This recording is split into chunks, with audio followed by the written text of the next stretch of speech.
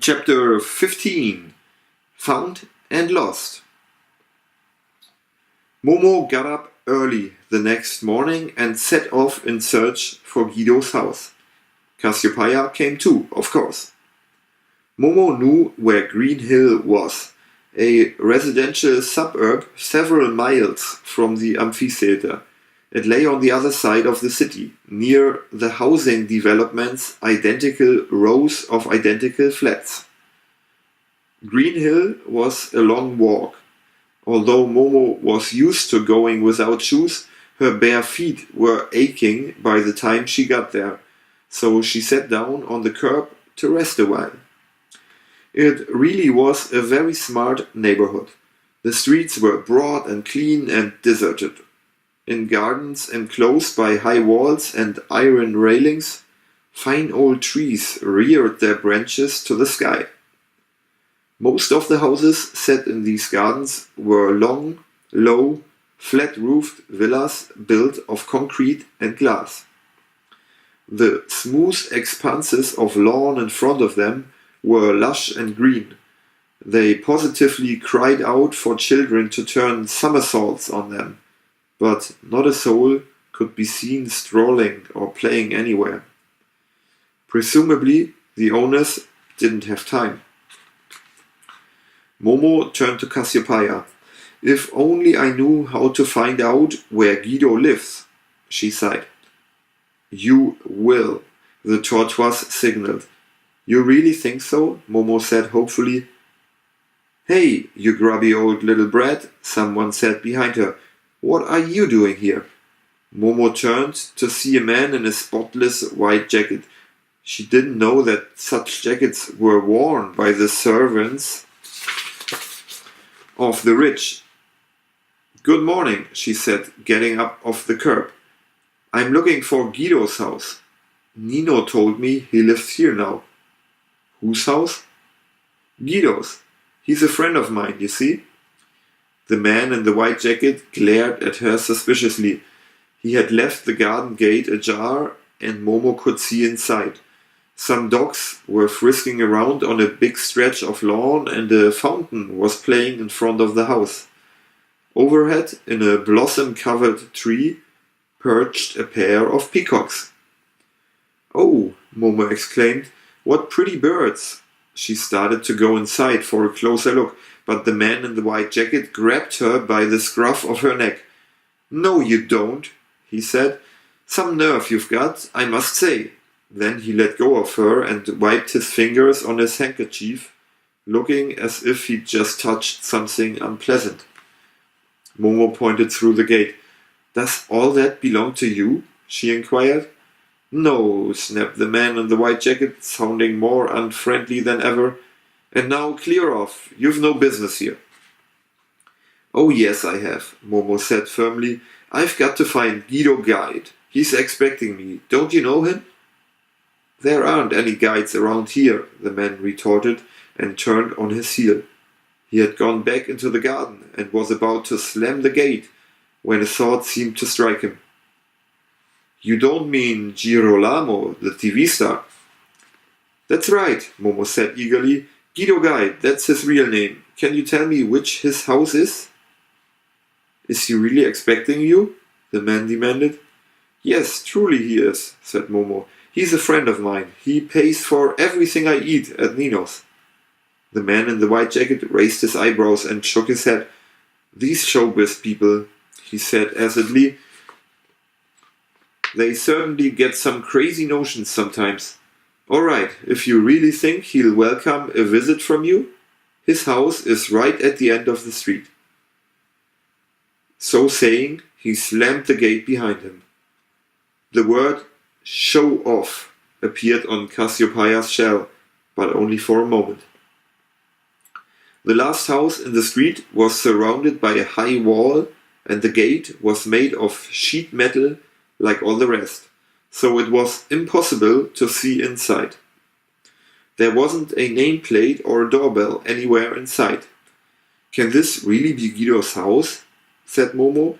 "It doesn't look at all the kind of place he'd choose." "It is," Cassiopeia signaled. But why is it all shut up? Momo asked. I will never get in. Wait, was Cassiopeia's advice. Momo sighed. I may have to wait a long time, even if Guido's home. How will he know I'm here? The tortoise's shell lit up again. He'll come, it said. So Momo sat down, right outside the gate, and waited patiently. Nothing happened for such a long time that she began to wonder if Cassiopeia had made a mistake for once. Are you absolutely positive? She asked after a while. Cassiopeia's reply was quite unexpected. Her shell said simply, Goodbye. Momo gave a start. What do you mean, Cassiopeia? You aren't leaving me, are you? Where are you going? To look for you, was Cassiopeia's still more cryptic response. At that moment, the gate swung open without warning and out shot a long, low, elegant car.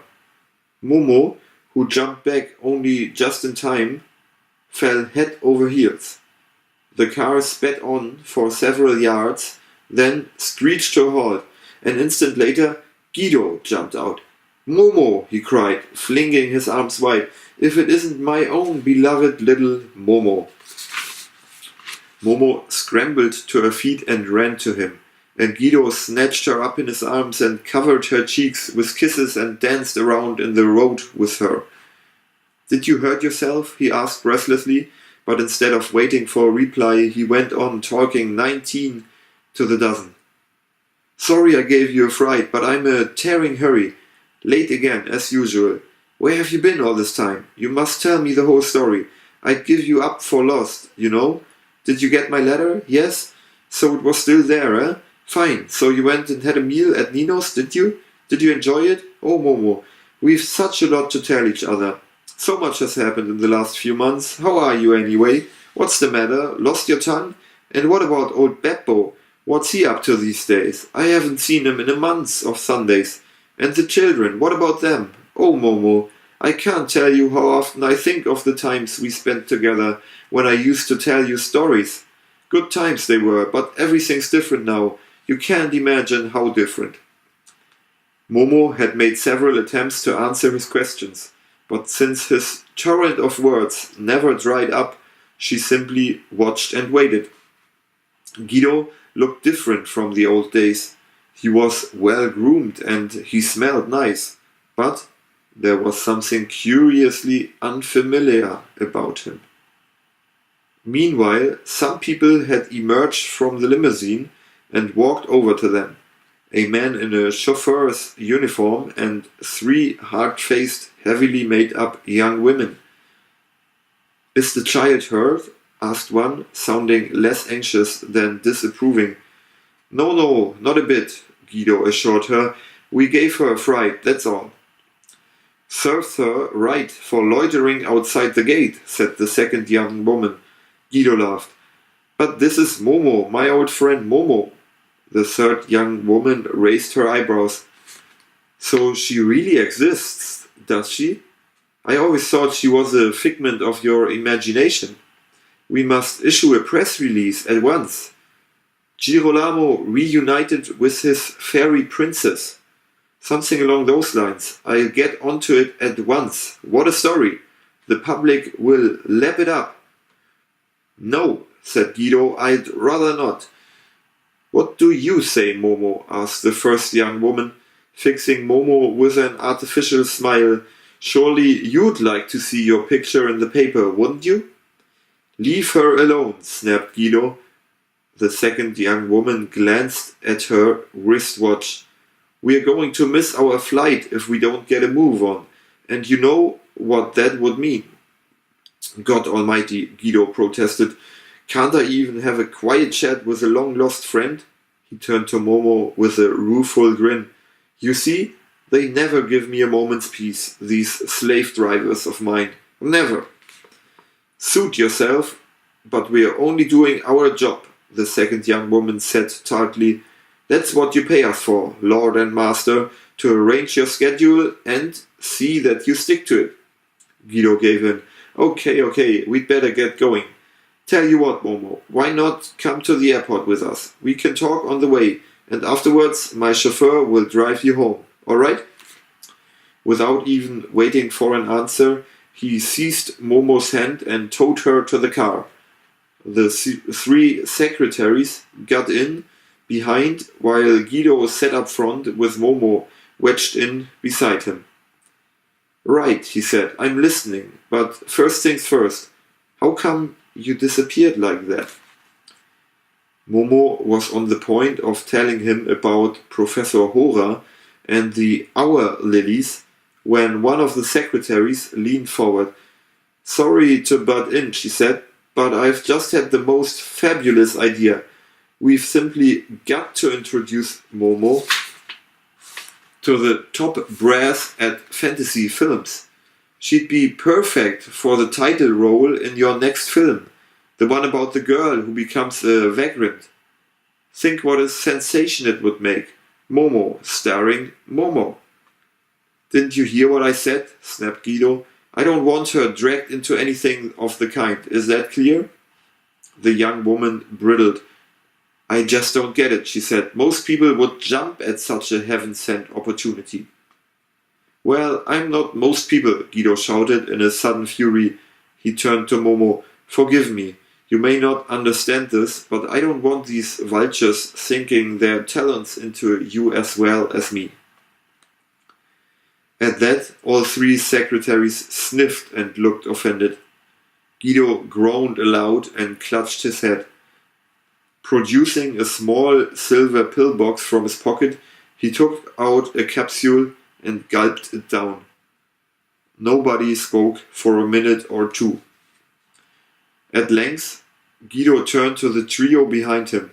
I apologize, he mumbled wearily. I wasn't referring to you. My nerves are on edge, that's all. We know, said the first young woman. We're getting used to it. And now, Guido went on, smiling down at Momo rather virilely, let's not talk about anything except the two of us. One more question before it's too late, the second young woman broke in. We'll be there any minute. Couldn't you at least let me do a quick interview with the kid? That's enough, roared Guido, beside himself with rage. I want a word with Momo in private. It means a lot to me. How many more times do I have to tell you? The second young woman was just as irate. You're always complaining because the publicity I get you doesn't pack a big enough punch. You're right, Guido groaned, but not now. Not now. It's too bad, the second young woman pursued. A human interest story like this would be a real tearjerker. But have it your way. Maybe we can run it later on when... No, Guido cut in. Neither now, nor later, nor ever. Now kindly shut up while Momo and I have a talk. Well, pardon me, the second young woman retorted angrily. It's your publicity we're discussing, not mine. Think carefully. Can you really afford to pass up such an opportunity at this stage in your career? No, I can't, Guido cried in desperation.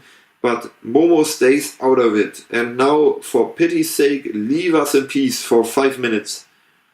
The secretaries relapsed into silence. Limply, Guido drew a hand across his eyes. You see far gone I am. He patted Momo's arm and gave a wry little laugh. I couldn't go back now, even if I wanted to. I'm beyond redemption. Guido's still Guido. Remember? Well, Guido isn't still Guido anymore. Believe me, Momo, there's nothing more dangerous in life than dreams that come true. At least, when they come true like mine. I have nothing left to dream about, and not even you could teach me to dream again. I'm fed up to the teeth with everything and everyone. He stared morosely out of the window. The most I could do now would be to stop telling stories and keep mum. If not for the rest of my life, at least until people had forgotten all about me and I was poor and unknown again. But poverty without dreams? No, Momo, that would be sheer hell. I'd sooner stay where I am. That's another kind of hell, but at least it's a comfortable one. Guido broke off. I don't know why I'm rambling on like this. You can't have understood a word. Momo just looked at him. What she understood, first and foremost, was that Guido was ill, gravely ill. She suspected that the men in grey were at the bottom of it, but she had no idea how to cure him if he didn't want to be cured. I've done nothing but talk about myself, he said. It's high time you told me about your own doings. Just then, the car drew up outside the airport terminal. They all got out and hurried into the foyer where a pair of uniformed stewardesses were already waiting for Guido. Some newspaper reporters took pictures of him and asked questions, but the stewardesses started fussing because there were only a few minutes left before takeoff time. Guido bent down and gazed into Momo's eyes, and suddenly his own eyes filled with tears. Listen, he said, lowering his voice so the others couldn't hear. Stay with me, Momo. I will take you along on this trip. I'll take you wherever I go. You can live in that fine new house of mine and dress in silk and satin like a real princess. Just be there and listen to me. That's all I ask. If you did, perhaps I'd manage to think up some proper stories like the one I used to tell. You know what I mean? Just say yes, Momo, and everything will be alright again. Help me, I beg you. Momo's heart bled for Guido. She longed so much to help him, but she sensed that he was wrong. He would have to become Guido again, and it wouldn't help him at all if she stopped being Momo. Her eyes too filled with tears, and she shook her head. Guido understood. He just had time to nod sadly before he was hustled off by the 3 secretaries he employed to do just that. He gave one last wave in the distance, and Momo waved back. Then he was hidden from view. Momo could have told him so many things, but she hadn't managed to say a single word throughout their brief reunion. She felt as if, by finding him again, she had really and truly lost him at last. Slowly she turned and made her way across the crowded foyer. Just as she reached the exit, she was smitten by a sudden thought. She had lost Cassiopeia as well.